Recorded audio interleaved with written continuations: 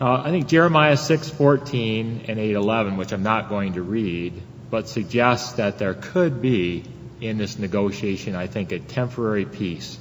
But I think it doesn't last because it doesn't resolve the issue that's existent today, even in a peace, of Israel's rights as a country. You know, Israel is the only country that has to defend its right to exist, not assert its right to exist. And that's pretty amazing when you think about it. Israel doesn't control all this land today. You know, Jerusalem is even a divided city, and the Israelis haven't dared even claim all the Temple Mount for themselves.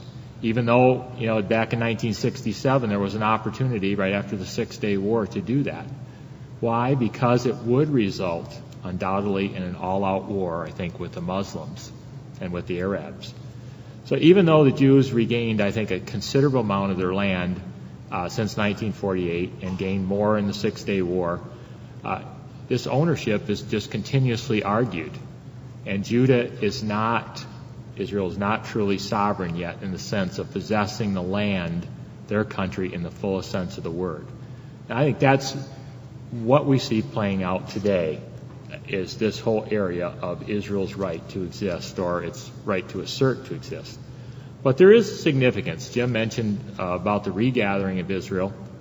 And Israel, I'm not sure everyone realizes, did reach a milestone in 2006. The Jewish population in Israel increased to 5.6 million people. That's the first time since 135 AD that there are more Jews in Israel than in any other single country in the world. So I think that's pretty significant when we think about the regathering. And I often question my friends that don't see Israel as anything special. Find me a nation ever that went out of existence and came back to almost full population again. Jeremiah 23:7 tells us, prophesy that there would be a regathering of Israel in our day that would be more notable than when Moses led the children of Israel out of Egypt. Now, how many would you say, Jim, came out of Egypt? How many? Between 2 and 3 million. 2 and 3 million. So that's the kind of gathering we're seeing going back to Israel. And certainly we've seen more than that in our day since that 1948 period. But yet, as pointed out, there's still a large immigration yet to come. And I think, as Jim pointed out earlier, the Christian world, specifically the Americas and some parts of Europe, where we still have economic vitality, and a lot of that is driven by a lot of Jewish wealth that's tied up in these areas and invested for many years in these areas. Now, I think what happens, Isaiah 14 to 16, which I'll just mention later, indicates that may indeed take place after a war with Israel and the Arabs. Before I move to the next one, the prophecies, let me just mention a little bit about Iran versus Israel. Jim brought up Iran. And this, now we get into the area of speculation a little bit, but hey, that's fun. It's the evening. You've had a long day of discourses, so take this opinion for what it's worth. I think Israel will attack Iran's facilities soon. And I think the purpose will be to eliminate their nuclear facilities and to try to get the regime changed there. It's going to be more extensive, I think, than what occurred during Iraq's Osirak facility back in 1981, which was today what they're looking at. Israeli intelligence says 75 targets in Iran. And I think they've got to do that before the window of opportunity closes with the building of a nuclear weapon. The operations, they've got operations within Syria, I think building infantry divisions that can be reinforced fairly quickly. Iran has threatened to shut down the Strait of Hormuz. That's the waterway that goes between the Persian Gulf and the Gulf of Oman, and that's where a lot of the oil goes out. And they said if they're threatened, they will do that. And what will happen then, the U.S. will be dragged into that kind of a war because of where we are with the oil situation. Now, I think, personally, it has to be done before the U.S. presidential elections because it gives something that's very important to a president. and a president's situation. It gives what's called plausible deniability. Either of the candidates could say that.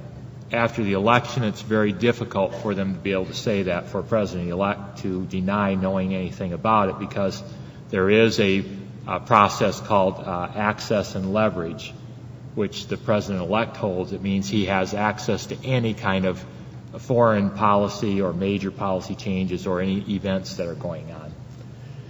Now, during the first week of June, Ahmadinejad told the Japanese Prime Minister Fukuda that influential nations should get ready for a world minus the U.S. Now, we can say it's empty threats, but in that same week, the Israeli Air Force conducted a massive military air exercise over the Mediterranean.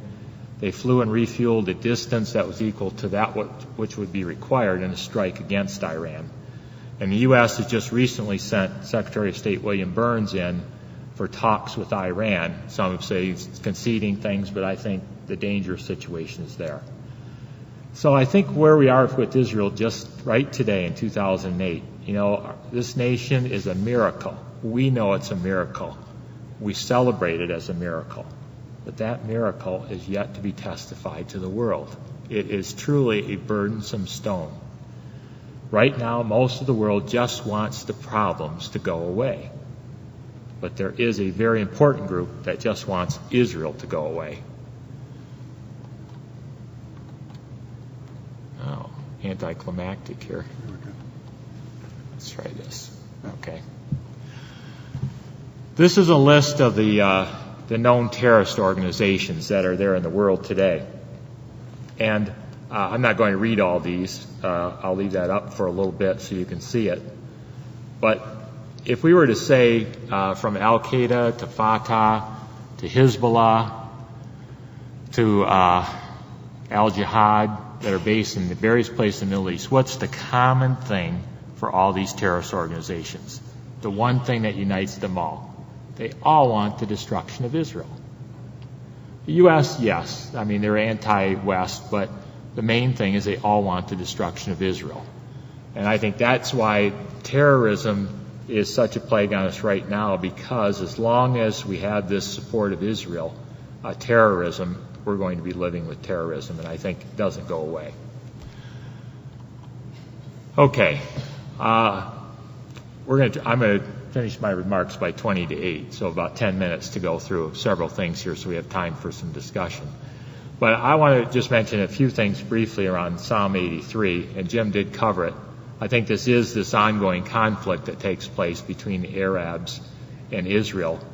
And verse 6 does mention many of the nations. Jim mentioned those, but I think there is certainly Jordan, Lebanon, Iraq, Saudi Arabia, all those that are kind of the enemies of Israel today.